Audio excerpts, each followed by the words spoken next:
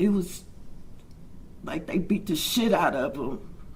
That's what they did. They beat the shit out of my son and left him for dead. That's what they did. And Ms. Wells, were there other officers in that hospital room when you walked in? The doctor was there. There were some other officers in there. Once I saw my son and I basically passed out on him, basically. I just laid on him and just started crying.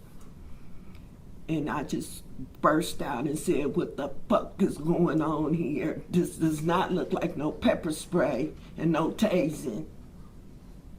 And a police officer took my husband and I out the room. My cousin stayed there and took us into another room. I want to say it was a sergeant or captain, I can't remember. We spoke briefly. And then next thing you know, all of Shelby County police and everybody was out the room. They said TBI had taken over the case.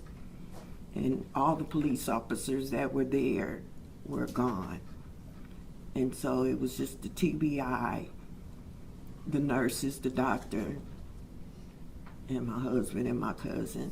We were in the room with my son.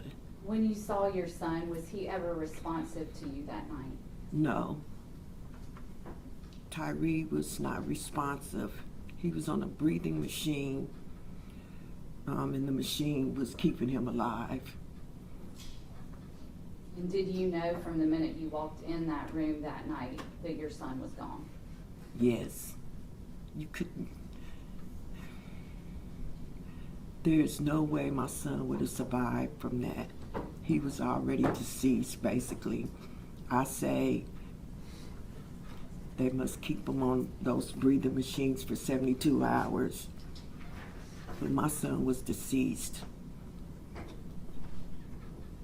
Ms. Wells, several days after that, did you get a call like that from the hospital on January 10th informing you of your son's passing? Yes, I got a call